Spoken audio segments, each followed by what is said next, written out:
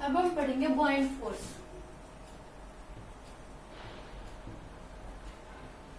Buoyant force में क्या होता है कि किसी बॉडी को किसी लिक्विड के अंदर इमर्ज कर दिया जाता है, तो उस केस में उसको कुछ फोर्स फील होता है, उसको कहते हैं हम बॉयंट फोर्स।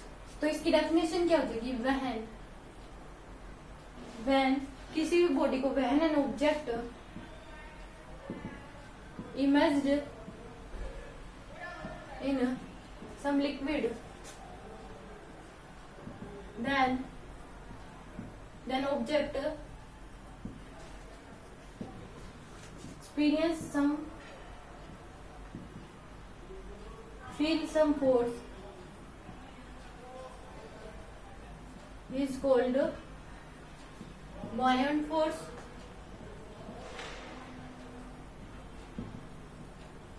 या buoyancy force। ओके, जैसे भी मान लीजिए कि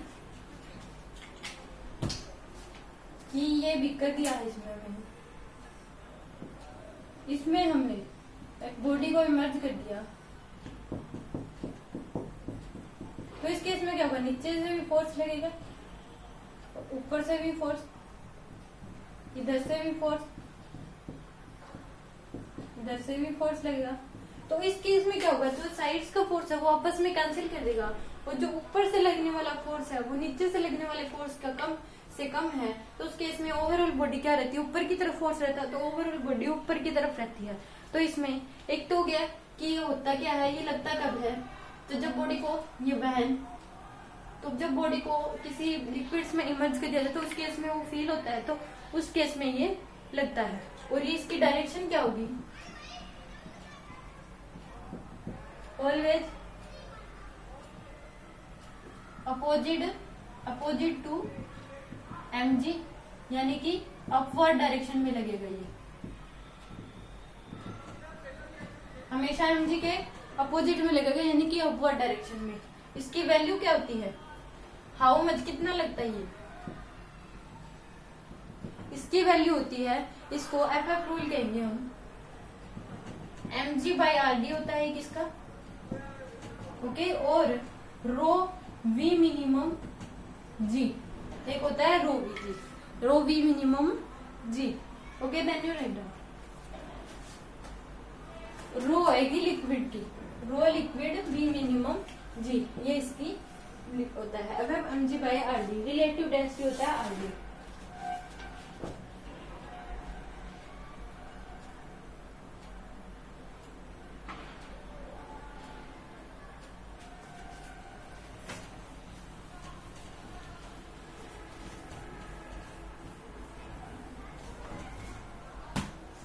अब हमें क्वेश्चन दे दिया, किसके अंदर मास इसका दे दिया आपको 10 kg, जो बॉडी की जो डेंसिटी है वो आपको दे दी 2 × 10³ kg/m³, और जो लिक्विड की है रो वाला आपको दे दिया 10³ kg/m³। आपको निकालना है फाइंड ए, एक्सेलरेशन निकालना है, इसमें कितना आएगा, ओके।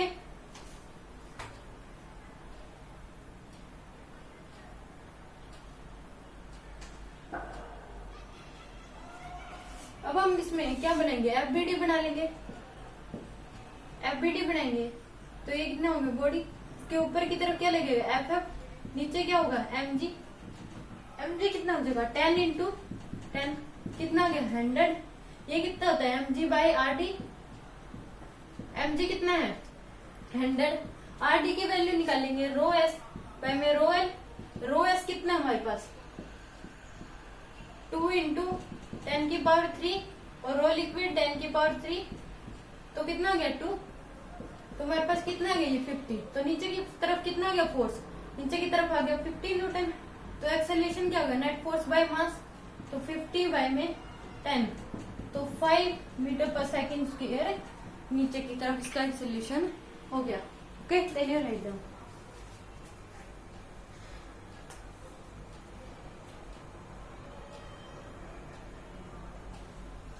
अगर इसका हम अगर मान लीजिए हमने इस लिक्विड का रो चेंज कर दिया, रो एल हमने कर दिया 4 × 10⁻³ kg पर मीटर क्यूब कर दिया।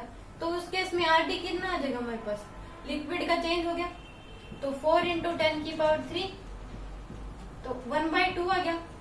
तो उस केस में 1/2 आ गया तो ये कितना हो गया 200। तो ओवरऑल फोर्स क्या हो गया, ऊपर की तरफ हो गया 100/10।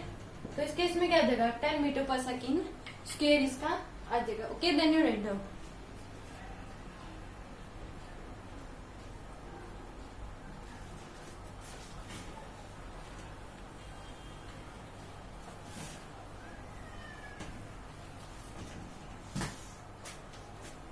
मान लीजिए आगे एक पिक्चर लिया, इसमें एक बॉडी रख दी, इसका रेडियस दे दिया हमें 4 मीटर। फाइंड एफ निकालो। तो इस केस में क्या होगा, एफ कितना होता है, रो, इसकी रो लिक्विड की रो दे दी हमें 10⁻³ kg पर मीटर क्यूब। तो रो लिक्विड V मिनिमम G होता है, तो रो लिक्विड क्या है 10⁻³ इंटू ये कितना हो जाएगा, सो 4/3 πr³। 4/3 πr³ होता है तो 4 का क्यूब हो जाएगा इंटू G 10। इसको सोल्व करेंगे तो हमारे पास क्या आ जाएगा answer. Okay, then you write down.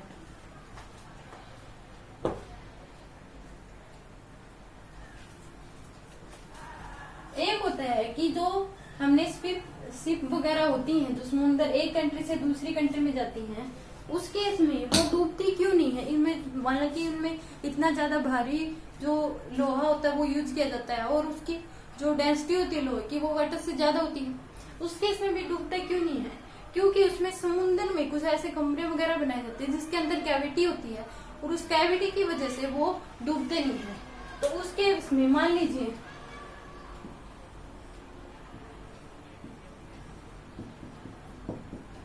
ये क्या है, इसके अंदर कैविटी है। अब मान लीजिए कोई खाली बोतल आपको जितना भी उसको पानी में प्रेस करनी वो डूबेगी नहीं, तो उस केस में क्या होता है कि वो डूबती नहीं है, उसके अंदर कैविटी बनाई जाती है। तो उस केस में वो कैविटी बनाई जाती है। मान लीजिए कि ये 10 kg की है, ओके, इसका रेडियस आपको ये दे दिया 2 मीटर।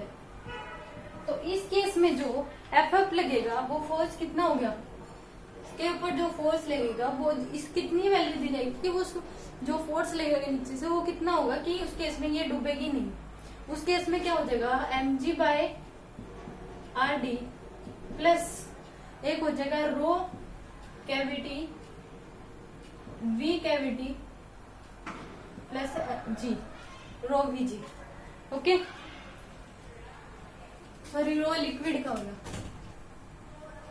कि वो कितना फोर्स दिया जाता है कि उसमें कि वो इस हिसाब से जो कैविटी होती है वो इस हिसाब से बनाई जाती है कि बॉडी की शेप की वजन या साइज के हिसाब से उसमें कैविटी बनाई जाती है कि वो उसमें डूबे ना।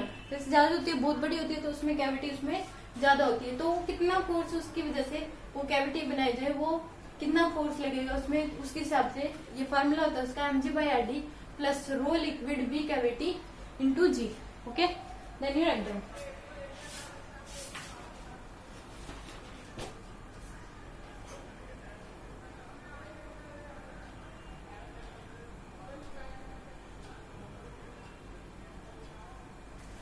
एक अब लास्ट टॉपिक इसमें रह गया पास्कल लॉ।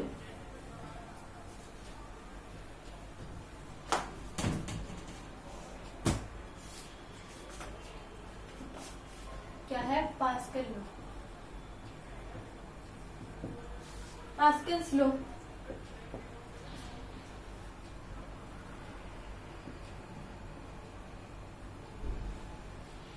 इसके ऊपर ये पिस्टन लगा दिया, मासलेस पिस्टन है ये, मासलेस पिस्टन। ओके, इसमें आपको यहाँ पे दे दिया P1 पॉइंट, ओके, यहाँ दे दिया P2 पॉइंट, यहाँ दे दिया मान ली P3 पॉइंट। तो इस केस में जो ऊपर से पिस्टन दबाने में जितना फोर्स चेंज आएगा उस सभी पॉइंट्स पे बराबर का चेंज आएगा। मान लीजिए ये नहीं है कि नीचे आते आते फोर्स ऊपर की तरफ बढ़ जाता है, पर जो इसकी वजह से जो फोर्स में चेंज आएगा वो सबका चेंज आएगा। मान लीजिए P1 डैश हमने मान लिया, तो P1 प्लस F बाई ए का चेंज होगा इसमें भी। P2 में भी कितना हो जाएगा, P2 प्लस F बाई ए का, और P3 डैश में P3 प्लस F बाई ए। जो तीनों का जो चेंज होगा वो तीनों के केस में जो इस पिस्टन की वजह से जो आया वो तीनों के केस में सेम होगा।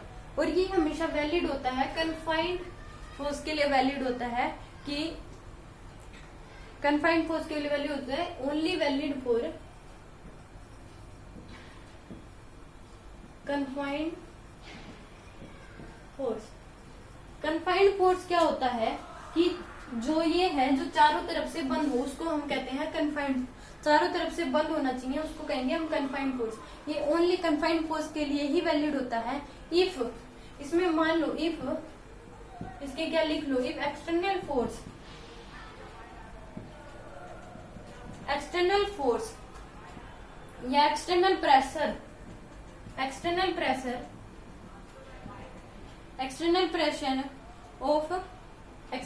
is raised then raising pressure, जो रेज होगा प्रेशर एट एवरी पोजीशन या एवरी पॉइंट पे क्या होगा, at every position remain same. क्या हो जाएगा कि एक्सटर्नल प्रेशर मास्कुलस पिस्टन की वजह से इसके ऊपर जो फोर्स है या प्रेशर लगा इसके ऊपर, उस केस में क्या हो जाएगा, जो एक्सटर्नल प्रेशर लगा और जिसमें अंदर की जितने भी पॉइंट्स की वजह से जिसमें प्रेशर में चेंज आया वो हर एक पॉइंट पे क्या होगा, चेंज होगा, हर एक पोजीशन पे चेंज होगा, पर वो सेम रहेगा। F बाई ए की वैल्यू होती है उसकी। Okay, then you write down.